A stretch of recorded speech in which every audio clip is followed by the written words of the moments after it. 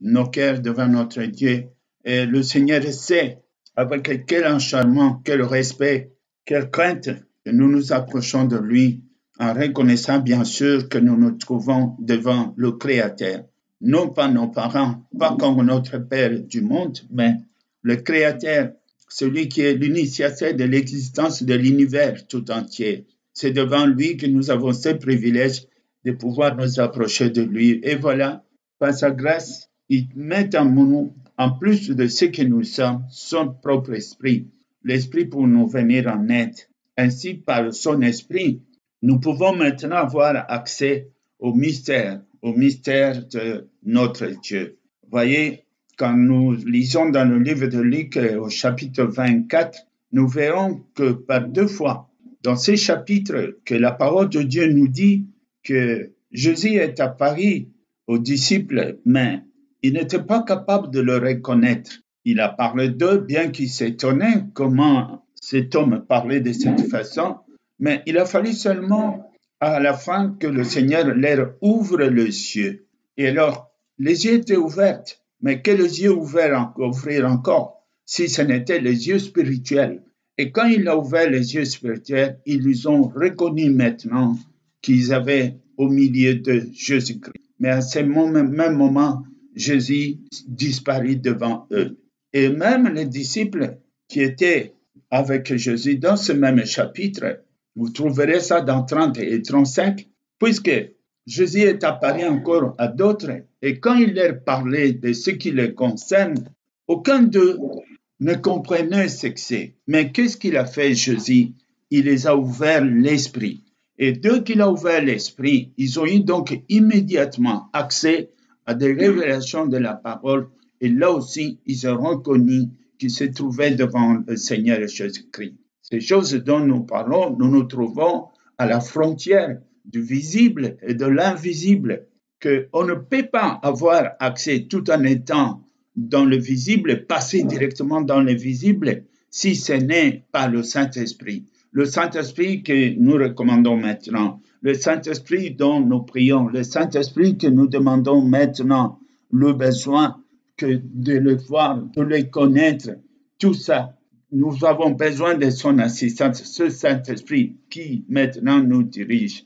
Ces choses, comme le disent 1 Corinthiens au chapitre 10, ces choses ont été écrites pour nous qui sommes parvenus à ce siècle. Nous sommes au 21e siècle. Et si le Saint-Esprit a décidé que cela soit écrit, c'est pour notre instruction, pour que nous puissions lire et que nous comprenions comment fonctionne le royaume des cieux et comment on peut passer du physique à le spirituel quand il nous faut comprendre les choses spirituelles pendant que nous sommes encore dans la vie physique. Nous avons besoin de Saint-Esprit. Que le nom de notre Seigneur Jésus-Christ soit béni.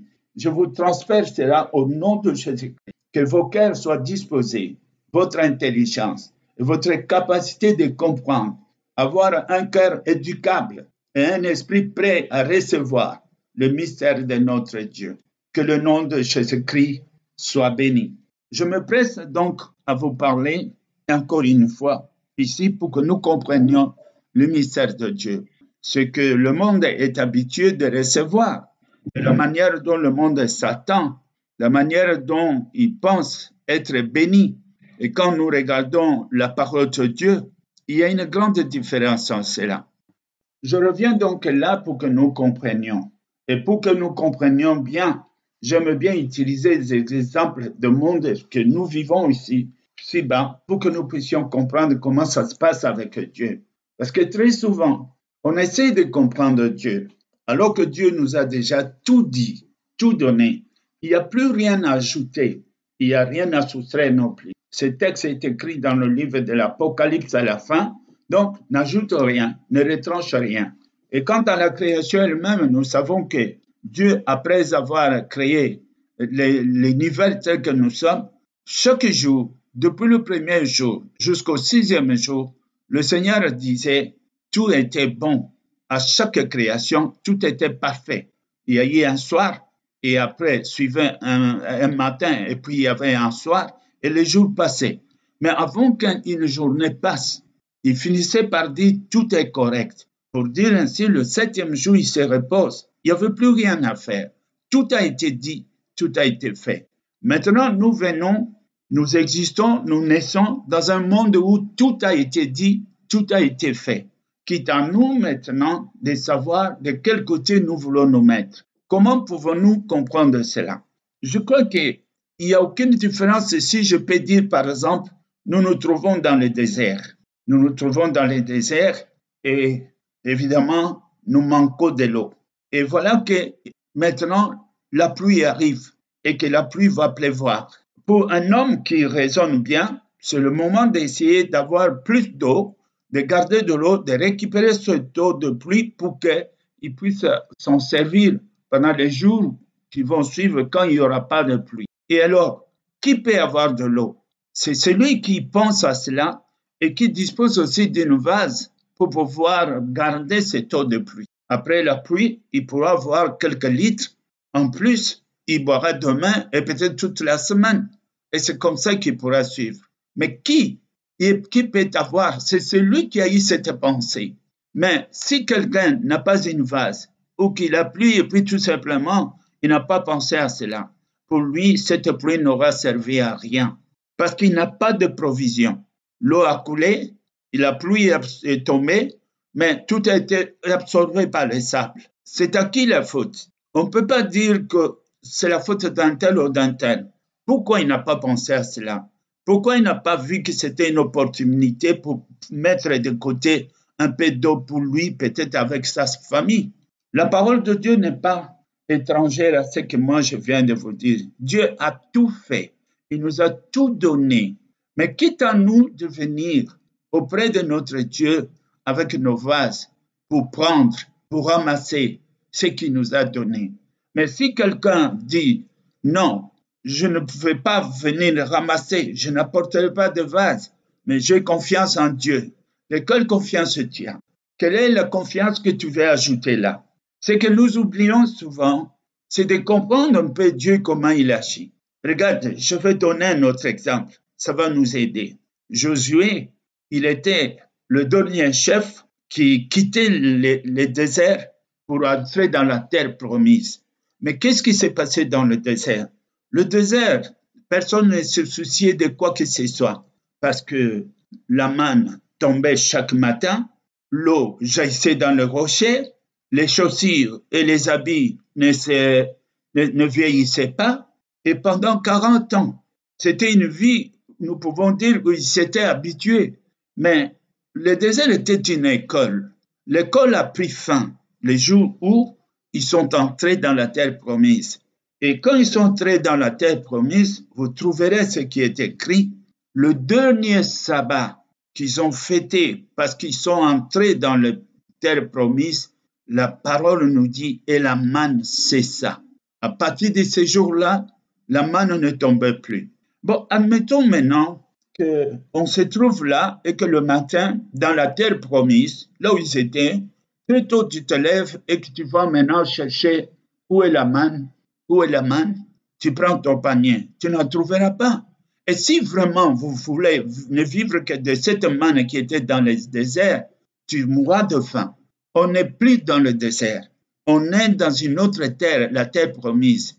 Et à la place de la manne qui tombait dans le ciel, Dieu a béni les mains, il a béni les pieds, il a mis des hommes sages, il a béni les ouvrages. Il y avait de l'eau partout, des rivières, une bonne terre dans laquelle on pouvait cultiver et aussi faire son élevage comme tu voulais. Alors Dieu a anéanti la manne qui était dans le désert pour donner maintenant la liberté à tous de travailler et de gagner maintenant sa vie. Nous nous trouvons dans deux situations différentes. Le malheur en est que tu étais dans le désert et que tu crois que tu es encore dans le désert ou que ça va se passer la même chose comme dans le désert. Non, ça ne se passera pas comme ça. C'est autrement. Vous comprenez ce que c'est Dieu? Dieu nous a tout donné, mais seulement là où nous nous trouvons maintenant, c'est question de comprendre d'abord la nouvelle situation, comment nous nous trouvons, mais aussi de t'élever et de prendre ta vase et va là-bas pour travailler, de cultiver, d'élever, de faire. Sinon, tu n'auras rien. Mais si tu le fais, bien sûr, tu l'auras au centuple parce que Dieu a déjà béni cela. Voilà l'exemple que cela se présente. Aujourd'hui, beaucoup de gens ne réfléchissent pas. Ils mettent la foi là où il n'y a pas la foi. La grâce que nous attendons, elle a déjà été faite. On ne peut rien demander de plus parce que la grâce, c'est d'abord un accès libre pour pouvoir parler au Père, un accès pour avoir le pardon du péché, un accès aussi pour être rempli du Saint-Esprit et de l'intelligence et de la sagesse, pourvu que tu te mettes debout pour agir à ce moment-là. Mais si tu ne le fais pas, il ne se passera rien. À ce moment, on ne peut pas dire que j'ai la foi. On met la foi là où Dieu n'a pas promis. Dieu n'a pas dit ça. Ce qui était avant, ce n'est plus ce qui est aujourd'hui. Aujourd'hui, nous avons une grande liberté d'action dans tout ce que nous voulons faire, pourvu que tu comprennes le principe de Dieu. Ainsi, Dieu a déjà tout fait. Ce que je vous dis là, c'est pour expliquer un peu la façon de vivre physiquement ici sur Terre. Mais il en est de même du côté spirituel.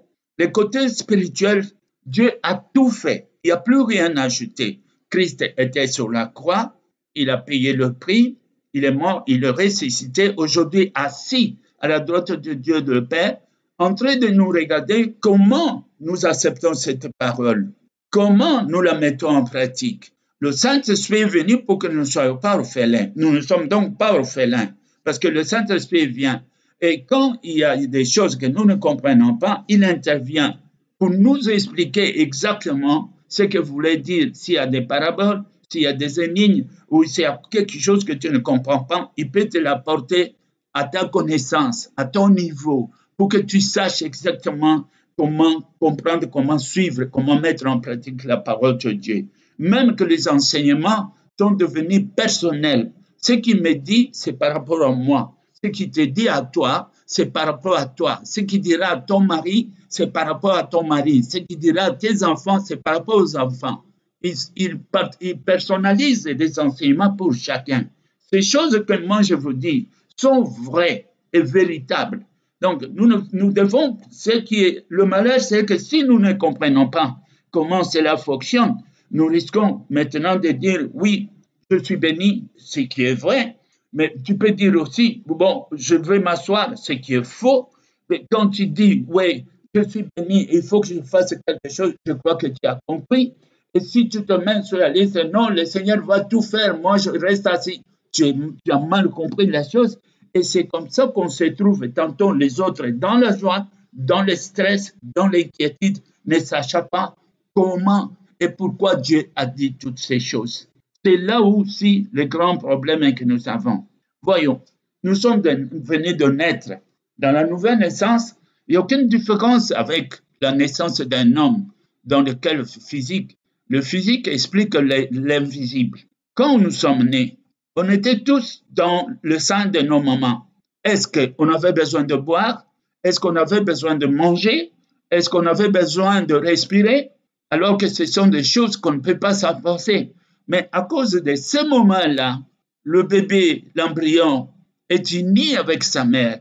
Ce que mange sa mère, c'est ce que le bébé, dans l'oxygène, dans les calories, dans tout. C'est pourquoi il grandit, il croît comme si il vivait par lui-même. Mais en réalité, il ne vit pas par lui-même, il vit au travers de la maman. Mais pour entrer dans une seconde vie, la vie de l'extérieur, il doit d'abord rompre avec le passé. Le cordon qu'il a lié avec sa mère doit être rompu. Mais à partir de la seconde où cela est rompu, il doit respirer, il doit manger, il doit faire comme si tout s'est fait par lui-même. En lui, à ce moment, c'est un être humain.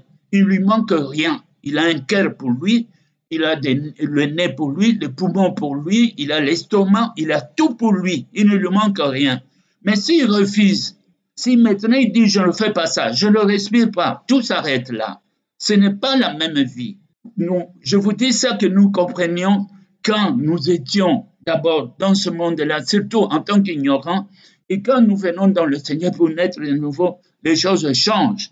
La responsabilité revient à nous-mêmes à partir de ces moments. Donc nous devons comprendre que veut le Seigneur et qu'est-ce qu'il veut.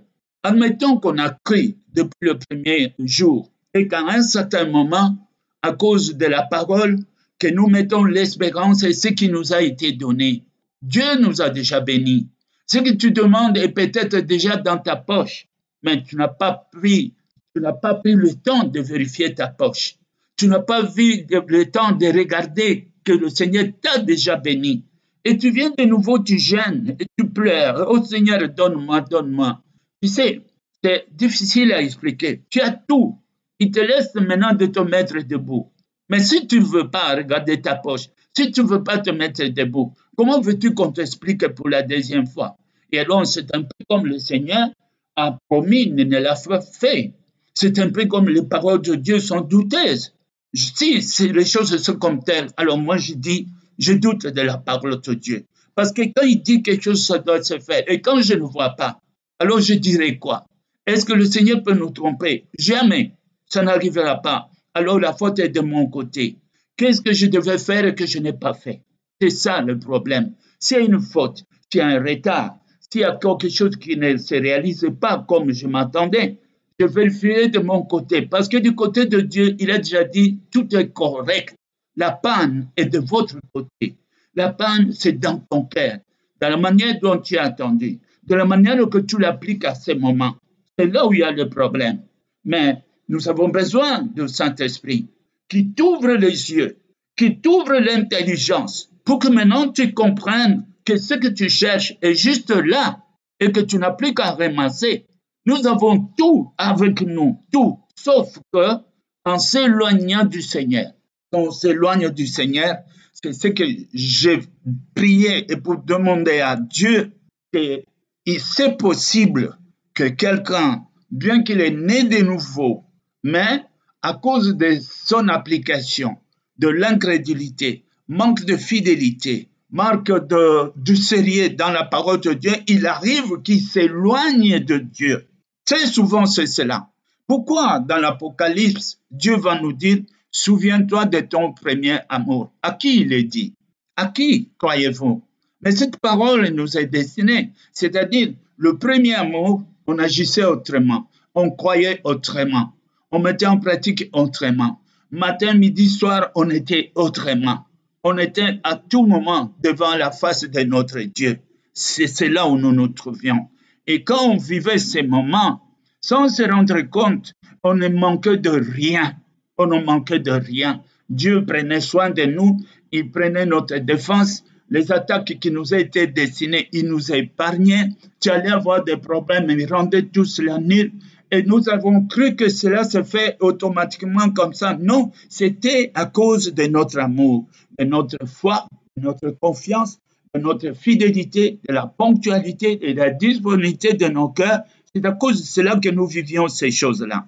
Un moment arrive, quelques années après, une petite fenêtre s'ouvre que Dieu n'a pas ouverte. Alors tu tournes tes yeux là-bas parce que tu veux être comme le voisin. Oui, tu veux acheter la même voiture comme l'ami que tu as vu. Oui, tu veux être dans le même standing avec un tel, comme s'il te manquait quelque chose. À partir de ces moments-là, pour pratiquer ce que tu vois là, il te faut d'abord quitter Dieu. Parce que ce n'est pas la voie de Dieu. Mais tu choisis de le quitter. Tu sais, à ce moment même où que tu quittes Dieu, tu as de nouveau coupé les cordons qui te lient à Dieu.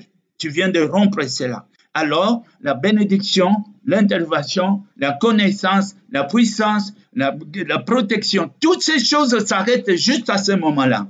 Ça ne peut pas passer à l'au-delà. Tu as choisi un autre monde. Et alors, à partir de ce moment, c'est ce qui est dans ce monde doit arriver. C'est ça qui va te protéger. C'est ça qui va te nourrir, qui te protégera, toi, ta famille, tes enfants et tout. Et si tu vois que les choses ne vont pas bien, oui, la porte est derrière. Regarde-toi, où est-ce que tu te trouves? Quelle position? Quel est ton Dieu à ce moment? À qui tu espères? Qu'est-ce que tu fais là? Qui t'a dit que ça viendrait de là-bas? Vous savez, Pierre, il a marché une fois sur l'eau, nous savons. Mais à partir de quand est-ce qu'il ne savait plus marcher sur l'eau?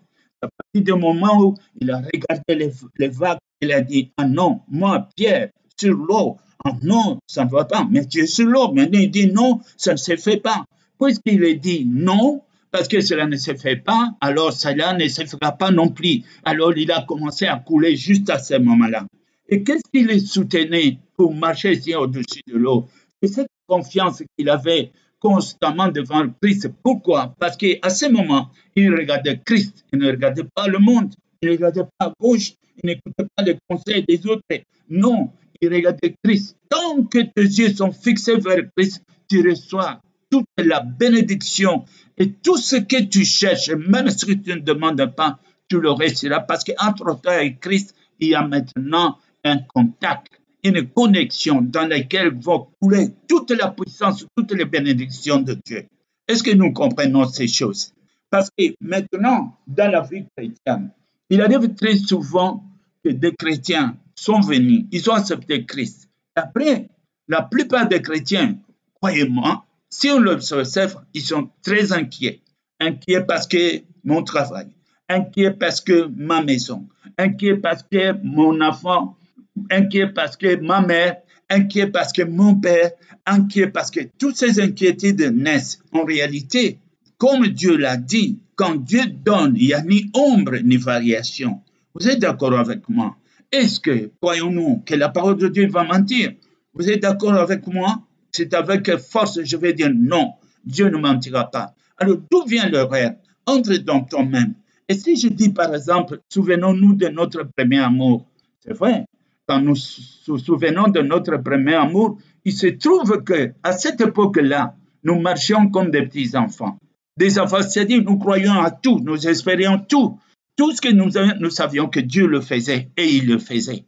Mais à partir du moment où il y a les doutes, c'est l'arme du diable. Ce que le diable fait, laissez-moi vous dire, beaucoup de gens pensent que le diable combat Dieu. Il ne peut pas, il ne pourra jamais, parce que c'est son créateur. Mais le diable introduit les doutes dans nous qui croyons en Dieu pour que notre foi faille. À partir où il y a les doutes, là où il y a les doutes, il n'y a plus la foi. Là où il n'y a pas la foi, il n'y a plus connexion avec Dieu. Et quand il n'y a pas connexion avec Dieu, nous sommes connectés au diable et nous nous trouvons à la merci du diable.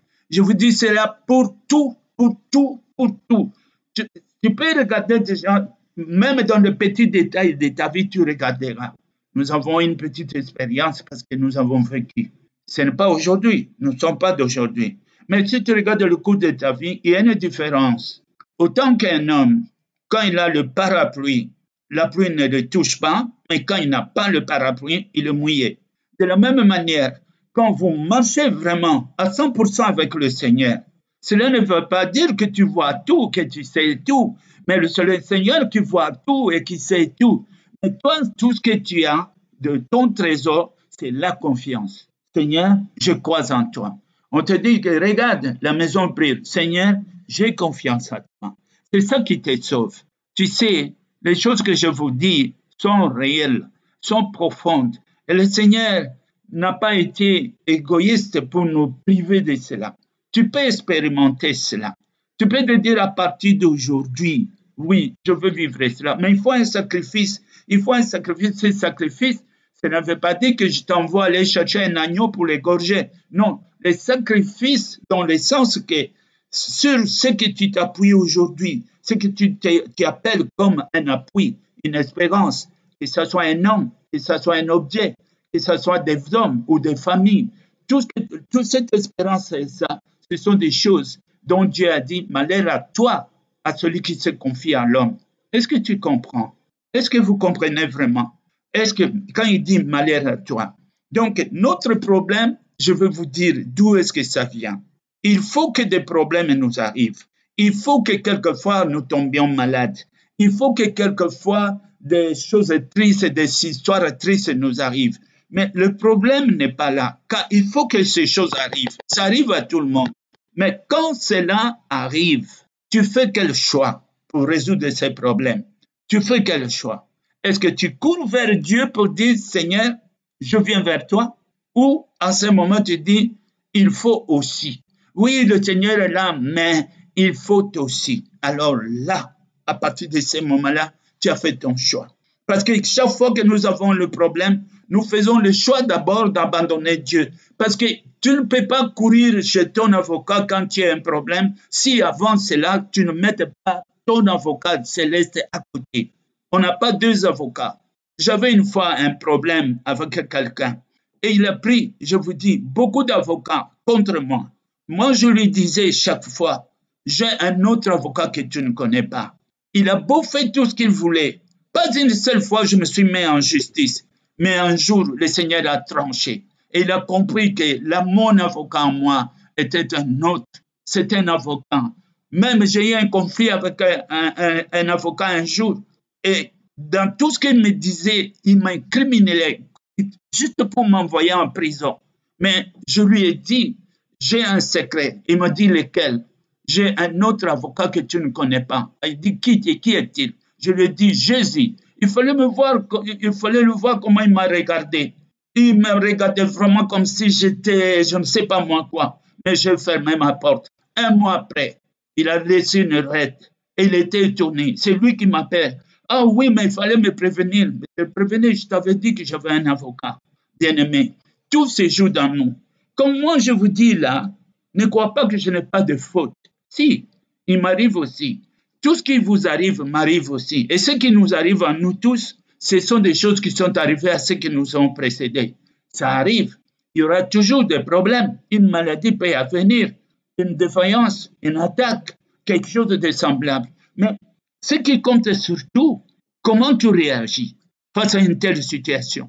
Parce que si tu choisis d'abord, pour résoudre ça, je suis déconnecté avec Dieu, qui va intervenir alors? Qui? Le seul qui peut te sortir de là, c'est Jésus. Il en a le droit parce qu'il a payé le prix. Personne n'a été à la croix. Personne ne pourra prendre ta place là où toi tu es si ce n'est pas Jésus. Mais si pour commencer, tu dis Jésus à part et je vais traiter le problème, c'est déjà l'échec pour toi. Même si c'était un problème très petit, un petit problème de rien du tout, ça peut te prendre 10 ans, 15 ans dans le même problème. Et après, tu dis, Dieu m'a abandonné. Dieu ne t'a pas abandonné. Tu as choisi de traiter le problème à ta manière. Alors, à partir de ce moment-là, on ne peut pas dire que Dieu accepte ça. Non, il ne veut pas. Dieu ne veut pas que nous nous trouvions dans une situation malheureuse. Dieu ne voudra pas que nous souffrions. Dieu ne voudrait jamais que nous nous trouvions dans une position assujettie par le diable. Même pas une seconde. Quand nous nous perdons comme ça, c'est dans ses larmes. Il pleure, il souffre lui-même. Comment ça fait? Mais il y a quelque chose qu'il ne peut pas faire. Il ne peut pas te forcer. Il ne peut pas aller à l'au-delà, en dehors de sa parole. Tout ce qu'il nous a donné, c'est la parole. Et la parole, c'est l'héritage que nous avons reçu. Et cette parole, c'est ce que vous attendez. Ce que je suis en train de partager avec vous. Ce sont des choses, et je vous dis, vous allez être d'accord avec moi. J'insiste beaucoup dans les églises. Mais c'est rare que j'entends que les gens nous parlent avec sincérité comment les choses fonctionnent avec Dieu. C'est très rare. On nous dit très souvent, vous êtes bénis, vous êtes bénis. Mais c'est vrai qu'on est bénis. Mais où sont nos vases? Où est-ce que Dieu va mettre ces bénédictions? Quelle est la connexion que nous avons à ce moment? Qu'est-ce que nous faisons? À qui nous avons crié? À qui nous nous confions? Nous devons savoir que le Saint-Esprit intervient dans notre vie. Et ce rôle, c'est vrai, c'est pour que nous suivions, nous observions, que nous obéissions, que nous mettions en parole la parole de Dieu, en pratique toute la parole, pour ainsi dire, pour accomplir toutes les recommandations de la loi, afin que toi et moi, qui avons reçu Christ, que Dieu puisse être glorifié en nous. Et comment Dieu va être glorifié? Il sera glorifié dans le monde après que Dieu aura agi en nous de ce que nous méritons pour avoir fait confiance à lui. Il nous bénira, il nous élèvera, il nous délivrera. Il fera tout en sorte que jamais nous ne soyons derrière, nous serions toujours en tête. Pourquoi? Puisque nous l'avons accepté, puisque nous l'avons mis comme le premier secours de notre vie, il agira pour ceux qui nous observent, les frères, les sœurs dans la famille qui nous observent. Eux, à leur retour, puissent comprendre, oui, il a le véritable Dieu. Allons-y, courons donc vers ce Dieu-là. C'est à cause de cela qu'il le fait. Mais si nous n'élevons pas Dieu et que nous nous trouvons nous sommes chrétiens, nous sommes à l'église, nous sommes à la prière. Mais quand arrive un problème, le choix que nous faisons, c'est d'abord de rompre avec Dieu. Sans le savoir, tu romps avec Dieu. C'est un peu comme vous vous trouvez devant toi, il y a deux frères qui sont venus te chercher. L'un va au nord, l'autre va au sud. Maintenant, il arrive un problème, tu choisis. Où est-ce que tu vas aller? Je vais au sud. C'est toi qui l'as dit. Mais le sud, c'est pas ton chemin. Ton chemin, c'est vers le nord. C'est là où tu vas aller. Ton chemin, ce n'est pas là où tu choisis. Ton problème, ce n'est pas là. Ton problème, c'est de venir vers ton Dieu. Il voit, il sait, il assiste, il connaît tout le problème, le fond du problème. Il n'y a que lui qui peut vraiment intervenir. Donc, nous devons comprendre ce que moi je vais dire aujourd'hui. Il n'y a aucun doute quand on dit le Seigneur nous a bénis. Je suis tout à fait d'accord, 1000 fois d'accord. Et je sais que le Seigneur m'a béni. Mais ce que je sais aussi, c'est que cette bénédiction est dans les mains de Jésus-Christ. Et cette bénédiction continuera à couler aussi longtemps que je garde ma connexion avec le Christ. Si j'ai obéi à Dieu pendant 20 ans, et la première semaine, dans la 21e année, je romps avec le Christ, je ne lui ai pas dit non. Je dis toujours Jésus est Seigneur. Mais mes actes témoignent que je n'ai plus ce Dieu-là. Je me suis fait un autre chef, un autre Seigneur, un autre Sauveur. Mais vous pouvez me croire qu'à partir de cet instant-là, ce que tu vas faire là, tu le fais toi-même. Et ce n'est plus Dieu. Évidemment, le résultat, ça ne va pas être ce que tu t'attends. Le Seigneur a dit, si vous m'oubliez, si vous vous séparez de moi pour suivre telle action, et alors, ce que vous cherchez là, c'est le contraire qui va vous arriver. On croit que c'est le raccourci. On croit que c'est comme ça qu'on va réussir. Mais vous courez juste à ta perte. Et très souvent, parce que quand on ne trouve pas ce qu'on a, on est, au lieu de revenir derrière pour réfléchir, non, il persévère dans le rêve. Et alors là, il va même gêner. Je vais gêner là, je vais prier. Mais vous priez dans la mauvaise direction. Vous priez quoi? La prière qu'il te faut là, c'est de revenir d'abord pour entrer en connexion avec le Seigneur et puis reprendre tout à zéro, lui présenter le problème. Parce que ta prière, ce n'est pas là que ces choses s'accomplissent. Ça ne s'accomplira pas, bien-aimé. Perte du temps inutile. Reviens d'abord vers le Seigneur. Parce que là, il y a un péché qui vient d'entrer. Ce péché, c'est sous-estimer la parole de Dieu. Tu viens de commettre un péché. Rien que de faire un choix, je ferai ça. Alors, tu as misé sur le médecin, tu as misé sur l'avocat, tu as misé sur les hommes, tu as misé sur ton argent, tu as misé sur la famille. C'est ton premier péché. Tu as abandonné le Seigneur. Voilà pourquoi Jésus dira en quelques mots, mais cela nous a été donné pour que nous expliquions en détail ce que cela signifie. Vous ne pouvez rien sans moi. Vous ne pouvez rien sans moi. Si tu as 10 problèmes, et les 9 problèmes, tu as marché avec Dieu, ce seront les 9 problèmes qui trouveront la solution. Mais le problème dont tu te dis, ça c'est ma vie privée, tu échoueras, et certainement. Et à cause de cela, tu perdras toute ta paix. Tu n'auras plus d'espoir, tu vas te perdre. Malheur à toi si tu ajoutes encore, je veux prier. C'est vraiment maintenant, tes prières, tu l'adresses à qui? Il n'y a plus de connexion. Il n'y a plus de connexion.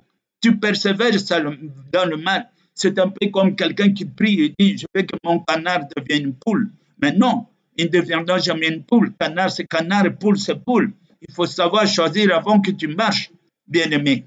Ces choses, je vous dis, dans l'amour, je vous aime. Je vous aime vraiment. Je vous aime parce que ça, c'est un peu dire la vérité des choses qui concernent notre Père. Abba, des choses qui concernent notre Seigneur et Sauveur. Ce que je vous dis là, sincèrement, avec tout mon cœur, c'est ça la vérité. Maintenant, heureux ceux qui ont le courage d'entrer dans eux-mêmes et de regarder un peu comment tu as résolu le problème. C'est très bien. Ne soyons pas comme des gens qui ne savent pas reculer, des gens qui ne savent pas se repentir, des gens qui ne sont pas capables de revoir comment il a marché, comment il a décidé. Tu peux te trouver un endroit et tu te dis, mais comment ça se fait que je me trouve ici? C'est suite à quel conseil? Qui m'a dit de faire cela? Qui? Est-ce que c'est Dieu ou ce n'est pas Dieu? Les frères, les amis, la famille, moi-même? Et si tu as fait quelque chose alors que ce n'était pas ensemble en accord avec ton Dieu, il est évident aussi. Ce qui va arriver ne sera pas ça. Le pasteur ne changera pas ces choses. Même l'onction de Dieu ne va pas changer ces choses. Si tu veux qu'il y ait un changement, la première chose, connecte-toi. Si on t'a coupé l'électricité, ne commencez pas à dire d'abord ce sont les ampoules, oh mon frigidaire ne marche pas. Ce n'est pas cela. Tu peux amener quelqu'un qui fait toute la révision de ton frigérateur, il regarde les appareils électriques, tout ce que tu as dans la maison. Oh, on a fait la révision, tout est correct. Mais la question, est-il connecté au central? Est-ce que le courant arrive dans ta maison? Si c'est non, c'est inutile. Tu as nettoyé, c'est bien, c'est propre, mais connectez-toi. Les choses que je vous dis, c'est exactement comme ça. Dieu, dans sa justice, ne mentira jamais. J'ai du mal quand j'attends des gens qui disent que voilà, je n'ai pas eu, comme si c'est Dieu qui est en retard. Très souvent, j'ai assisté à des églises et très souvent, quand j'attends les gens prier, on va prier parce qu'il est impudique, on va prier parce qu'il a avorté, on va prier parce que celui-là, je ne sais pas quoi. Toutes les fautes qu'il y a dans l'église, on attribue la faute à la faute elle-même. Il est impudique parce qu'il est impudique. Non, ce n'est pas cela. Il est impudique parce que l'impudicité est entrée parce qu'il n'est plus avec le Christ. Ça, la vraie correction, c'est d'abord se connecter avec le Christ. Oh, se connecter avec le Christ, tu passes par la repentance, Dieu détruit cet esprit et après, tu peux maintenant vivre comme tout le monde selon la volonté de Dieu. Mais si on veut, je veux prier pour l'impudicité. Oh, pardon, Seigneur, ça me fait mal. Ça fait mal parce que je vois des gens qui parlent comme ça, qui ne savent pas comment revenir. Revenons à la source. La première des choses, connecte-toi avec Dieu. La première des choses, es-tu en connexion avec Dieu? Regarde, un autre exemple typique que je vais dire. Adam a péché. Il est allé manger le fruit qu'il ne fallait pas qu'il touche. Qu'est-ce qui s'est passé juste après? Il a eu peur, il est allé se cacher. Mais quand Dieu est arrivé, est-ce que Dieu a directement parlé? Pourquoi ceci, pourquoi cela? Non, Dieu a dit une chose. As-tu mangé les fruits que moi j'avais interdits? Pourquoi? Parce que ce qu'il voyait là, le caractère de fuir, se cacher, d'avoir peur, tout cela signifie déjà qu'il n'y a plus de connexion. Et c'est pourquoi Dieu est allé directement pour dire, donc tu as touché là, sinon ça, Adam, tu n'allais pas voir cela. Puisque tu as touché à cela, tu es séparé avec moi. Bon, à ce moment-là, si aujourd'hui nous prions, parce que Jésus est venu encore une fois pour le problème de ces fruits-là, détruire le péché qui nous a séparés avec le Père. Parce que l'homme était séparé avec Dieu. À partir de ce moment, il pouvait faire des sacrifices, offrir des taureaux, offrir tout ce qu'il voulait, mais il était séparé de Dieu, il était pécheur, il était dans les capacités de faire ce que Dieu veut, il n'avait pas d'esprit de Dieu, sans espérance, sans Christ, voilà comment il était. C'est pourquoi Dieu, voyant la situation comme elle était, elle devait maintenant introduire une deuxième possibilité dans la nouvelle naissance. La nouvelle naissance nous remet dans le jardin d'Éden comme si on n'avait pas touché le fruit de l'arbre de la connaissance du mal. Il nous remet de nouveau là en Jésus-Christ. C'est pourquoi Jésus dit encore une fois, sans moi, vous ne pouvez rien. Et quand on entend le langage de notre Père, c'est ce que justement il avait dit à Adam, ne touche pas et ne te hasarde pas à manger ce fruit pour chercher à connaître le mensonge et la vérité pour faire votre vie de votre façon. Ne vous séparez pas de moi parce que le jour où vous ferez cela, vous mourrez. Il n'a pas voulu accepter, la mort est entrée. La parole de Dieu n'a pas changé. Dieu n'a pas changé. Et ce que moi je vous dis là, je vous dis sincèrement, nous avons une grande grâce. Et la grande grâce, c'est laquelle? La plus grande grâce que nous avons, c'est parce que nous attendons cette parole. Le fait que tu attends seulement cela, ouvre ton cœur. Ouvre ton cœur avec tout amour. Dis à Dieu merci, merci, merci.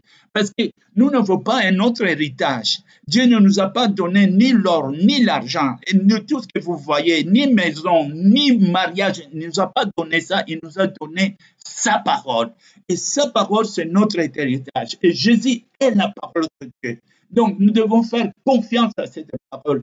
Faisant confiance à cette parole, nous faisons confiance à Jésus-Christ et à celui qui envoie, parce que nous sommes plus orphelins, au Saint-Esprit, aux révélations de la parole du Saint-Esprit. Celui qui s'accroche là, en entretenant cette liaison, puisque cette liaison, c'est ça, source de notre bénédiction. Celui qui entretient cette liaison, jamais ne sera dans la confusion, vous comprenez? C'est la parole qui nous a été dite. Jamais, jamais. Maintenant, moi, je ne tiens pas, ce n'est pas, ma vie ne dépend pas de ce que dit le météo, ma vie ne dépend pas de ce que dit la radio ou bien les Covid ou tout ce qu'on peut dire. Ma vie dépend de la connexion et de la sainte parole de notre Seigneur qui a été dite en ma faveur. Donc, je sais, quoi qu'il arrive, je bénis Dieu. Parce que malgré les aspects, tout tournera en ma faveur. Même si on m'avait maudit, cette malédiction deviendra pour moi une bénédiction. Un malheur à celui qui m'a maudit. Voilà les choses, comment ça fonctionne.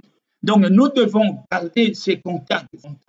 Et si vraiment notre réussite, notre succès, pour nous, pour nos enfants, nos petits-enfants, dépendent de notre relation avec Dieu, qu'est-ce qu'il faut faire chaque matin? D'aller voir, de nettoyer. Est-ce que nous, on ne nettoie pas nos maisons chaque jour? Est-ce que chaque matin, tu ne passes pas une éponge sur ta table? Est-ce que chaque matin, tu n'arranges pas ton lit avant que tu sortes? Est-ce que tu ne balayes un peu à partout? Mais si nous pouvons comprendre ça à des choses nulles, qui ne servent qu'à des choses physiques, mais comment ne comprenons-nous pas à la vie spirituelle? Nous devons donc soigner cela. Et quand nous venons, je ne vois aucune raison de venir prier avec sommeil, avec fatigue, avec oh voilà, de ceci. Est-ce que vous comprenez un peu ce que nous faisons? Est-ce que tu comprends un peu? Est-ce que tu sais que ta bénédiction à toi, à tes enfants, les enfants de tes enfants, ton avenir, jusqu'au jour où le Seigneur t'appellera, dépend justement de soins et de respect de lequel tu traites cette relation avec ton Dieu et que tu reviens à tout moment et que tu sens qu'en toi, tu dois pardonner, parce que si je ne pardonne pas, je compromets mon propre pardon devant le Seigneur. Et il arrive beaucoup que les autres sont là derrière les autres. Oui, mais il m'a dit ça, il m'a dit ça. Est-ce que tu comprends un peu ce que tu es en train de dire? Oui, il t'a fait ça. Et s'il t'avait crucifié, s'il t'avait enfoncé le clou, qu'est-ce que tu allais dire? Seigneur, maudis-les. Jésus n'a pas maudit celui qui s'est le crucifié. Qui sommes-nous? Est-ce que nous sommes disciples de Christ? Est-ce que nous acceptons que Christ est comme l'aiguille et nous sommes les fils attachés à l'aiguille? Là où il est passé, il faut là où le fil doit passer. Est-ce que nous comprenons cela? Je vous en supplie. Je sais, c'est rare qu'on nous dise ça. C'est rare qu'on nous explique ça. Ce que je dis là, si je dis et que vient vraiment du Saint-Esprit, ce que je dis là, si c'est vraiment la parole de Dieu, il confirmera cela. Il vous confirmera cela. Je ne suis pas là pour vous égarer. Je ne suis pas là pour inventer des choses. Je dis peut-être des choses que les autres n'aiment pas dire, mais moi, le Seigneur m'a dit, parle de ça. Et il m'a dit de ne pas changer. On complique la chose de Dieu comme si la vie de notre vie sur terre dépend de toute la Bible, 1500 pages. Non, ce n'est pas cela. Tout cela, c'est une histoire, mais il y a l'essentiel qu'il faut saisir. Et l'essentiel, c'est Jésus-Christ. C'est Jésus-Christ. C'est là où tout se posera. Comment tu as marché dans ta vie? Et c'est avec Christ. On ne va pas t'interroger combien de pierres David avait dans la poche pour combattre le Philistin. Ce ne sont pas des questions qu'on va te poser. Comment tu as marché avec Christ? Qui est Christ pour toi? C'est ça la question. Et alors, si nous sommes capables de répondre à la bonne question devant nous, montrons aussi que cette réponse peut se trouver aussi dans la bonne pratique après que nous l'avons confessée. Je crois que c'est là aussi l'essentiel. Mes bien-aimés, je vous dis encore une fois, je parle parce que je sens moi l'amour, l'amour. Je vous aime vraiment. Je vous aime de tout mon cœur. Je sais que tel que nous sommes là, beaucoup ne comprennent peut-être pas. Nous avons une liaison éternelle. C'est pas seulement sur terre. Nous serons aussi ailleurs avec le Seigneur. C'est pourquoi le Seigneur m'a montré ces choses et je vais les partager. Si tu fais ta prière dans la maison, tu te retires, tu fais un jeûne pour demander au Seigneur, est-ce que c'est comme ça? Certainement, il te confirmera cela. Alors, la première chose, c'était quoi? C'est entretenir notre relation avec le Seigneur. Il n'y a pas plus que ça. Il dit, si vous demeurez dans ma parole, moi aussi. Voilà ce qu'il a dit. Moi aussi.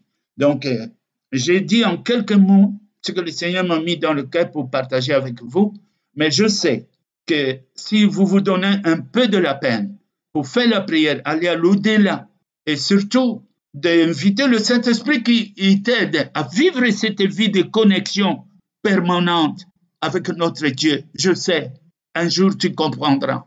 Peut-être ce que je te dis, tu le diras aux enfants, aux petits-enfants, à tes amis, au monde qui t'entoure.